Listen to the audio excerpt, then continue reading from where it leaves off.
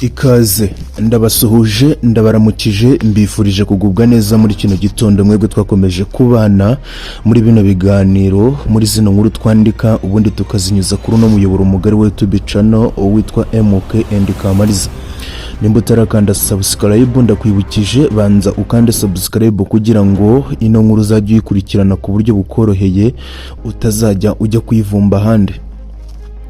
Ubwo rero muhaye ikaze kandi ndakuramukije, murabizi ko tudaherukaga gukora filime z'umusore mukire ngo zimanuke ku muyoboro mugari wa YouTube channel, ariko size ngizi twongeye twafashe umwanzuro wo kugaruka tuzajya twaploadinga buri munsi. Niyo mpamvu ngubwiye ngo banza ukande subscribe kugira ngo tuzajye tubasha kubana. Bitangiye umuvandimwe witwa MK Kayi ndetse na Mark bahagaze n'ubundi mu nzu, ariko muri uko guhagarara mu nzu Ukayi yararimo arabahereza amawayiza ababwira ngo buri uko mubonye uno musore ngo ni MK original muzajye mumubonamo njyewe ntihazagire umuntu n'umwe ushaka kumusuzugura, ati kuko numusuzugura uzaba usuzuguye boss wawe. Ariko mu gihe yarakibahereza amawayiza ameze gutyo nibwo umuvandimwe umwe mu bisambo n'ubundi byashakaga kwica MK agize gutya, ubundi arangije asohoramo imbunda, arangije ayitunga umuvandimwe witwa MK, arangije abwira Kayi ati igihe icyo ari cyo cyose twirukanyiye ku muntu washakaga kugutwarira umugore, washakaga gutwara Cyusa, ati twirukankaga kuri kano gahungu kadashinga k'amafuti k'amahero gusa, ati uno mwana w'umuhungu niwe twirukankagaho, ati n'ikimenyimenyi cya gihe nari nagafashe ariko kaza kongera kuducika. Ese biragenda gute? Kayi ko bageze gutya bakamubwira yuko umuvandimwe we ari we ushaka kumutwara umugore, ari we ushaka kumutwara Cyusa. Ese biraza kugenda gute? Ese umuvandimwe witwa MK nashobora kuba agiye kuraswa koko nk'ukuntu babivugaga ngo Kayi ni umugome? Nyuma yuko bigenze gutyo MK bamutunze imbunda, ariko umuvandimwe witwa Kayi agira gutya aramubwira ati buretse gato ya kumurasa bumwihoreye.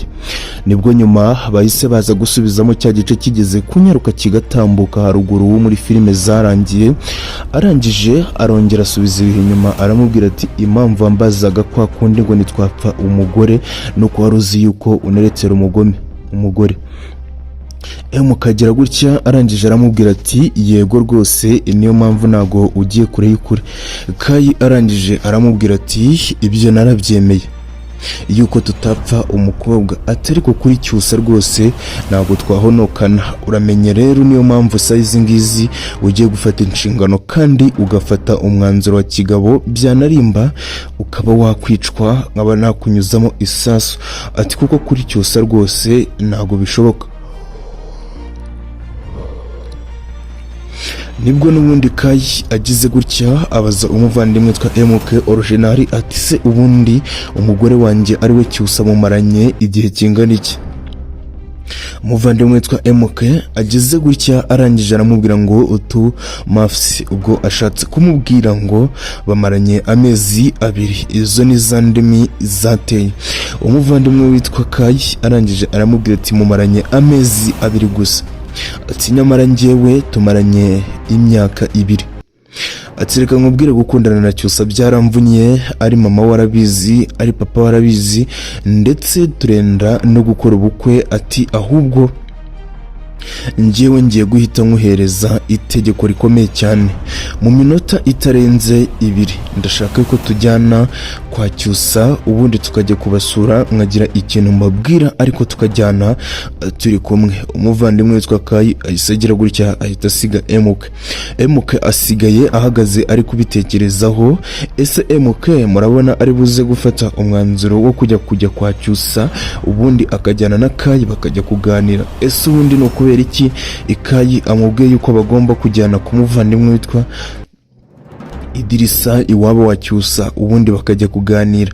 No kubera iki Kayi afashe umwanzuro umeze kuriya? No kubera iki Kayi abwiye kuriya MK? Ese nibajyana biraza kugenda gute? Ese Cyusa araza kwisobanura gute? MK araza kwisobanura gute?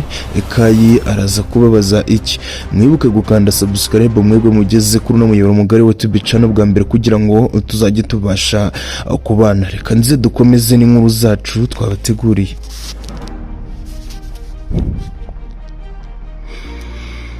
Dukomeje n'inkuru yacu rero uko bisanzwe mama Diane yahise agira gutya ubundi arangije afata telefone ajya kuri telefone avugana n'abandi bantu avugana n'inshuti ze ndetse n'abavandimwe be ariko mu gihe barangije kuvugana nko mu minota nka 15 hahise haza Kidobya ariwe Kamariza abarasuhuje akomanga yarangije kwinjira mu nzu bamuhaye kariwe yarangije kwicara imbere ya mama Diane.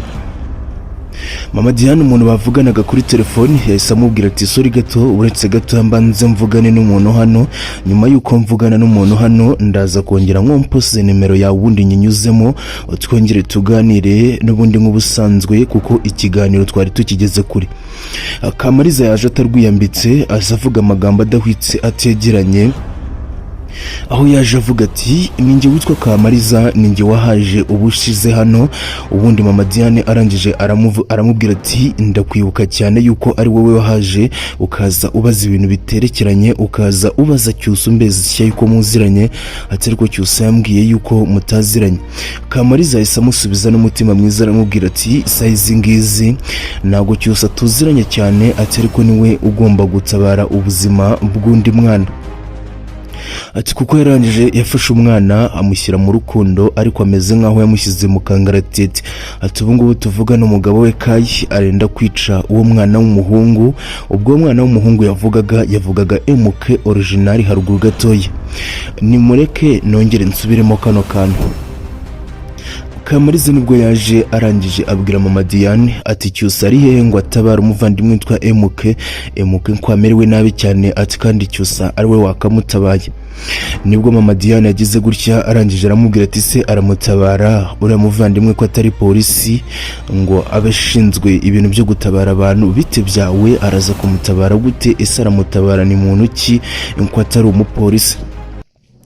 Kamariza yahise amubwira ati uriya muvandimwe ngo ni Cyusa urabizi yuko akunda Kayi ati ariko akundana n'undi musore nanone witwa MK ubu rero tuvugana Kayi yarangije kumenya yuko umuvandimwe witwa MK ari we wamutereteraga umugore kandi barenda gukora ubukwe ati rero byanga bikunda ubwo yarangije gufatwa Kayi yamumereye nabi cyane yamushyize ku ngoyi ari ahantu hameze nabi cyane ati arenda kumwica ati se biraza kugenda gute nutaza gukora ubutabazi ngo batabare uriya mwana w'umuhungu arebe yuko yava muri kiriya kibazo.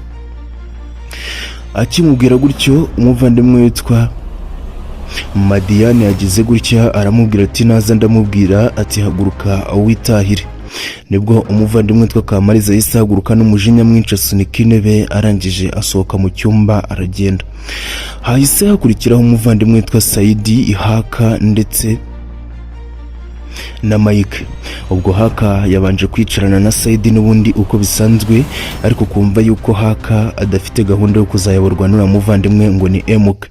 Aho Haka yagize gutya akagenda akegera Saidi akamubwira ati Saidi banza unyumve neza ati kariya kaginga twaragashatse mu gihe cyashize kadutesha umutwe ati none ndebera Kayi arimo aratubwira ati ikatuyobora ati se kuko urabona bira bintu byashoboka kuko ati ntago bira bintu byashoboka ntago nayoberwa na kariya kaginga ati ariko se nanone nibibuze kimwe ngiye guca bugufiya akatuyobore ariko nyuma yo kutuyobora nshobora kuzahita nkica. Nibwo Mike yagize gutya araza arangije asanga hakayicaranye na Saidi arangije aramubwira ati sezi ngizi mugomba kuyoborwa n'uriya muvandimwe wa Kayi ari we petit frère we ati MK agomba kutuyobora ati kuko uriya ni murumuna wa Kayi ati ubwo rero byanga bikunda nkuko yabitubwiye tuzajya tumubona tumufate nka boss. Akivuga gutyo n'ubundi uko bisanzwe Kayi yahisaza aramubwira ati agomba kuyobayobora kandi mukabyemera. Umuvandimwe witwa Haka yagize gutya arangije abwira Saidi ati sohoka gato mbanze niganirire na Mike. Nibwo yamubwiye ati ayo mategeko yawe sinyashaka hano ubundi ahita asohoramo imbunda ayitunga Mike mu gahanga. Mike arangije aramubwira ati nunera ubwoba ati se kuri kunera ubwoba aturashaka kunda satina nakurasa urebye nabi. Nibwo umuvandimwe witwa Kayi yagize gutya ubundi arangije ajya kwa mama Diane ndetse na papa Cyusa ubundi arangije ajya kubasura ajyanye n'umuvandimwe witwa MK. Filime ibigeze gutya bigeze ku musozo ibirizinze reka nze itarangiye nzongera ngaruke dusesengura episode ya 16 izaba yanyuze ku muyoboro mugari wa YouTube channel. Iyi twasesenguraga twakozeho inkuru ni episode ya 15. Ibiganiro nk'ibi ngibi byo nakagaruka, mwibuke gukanda subscribe.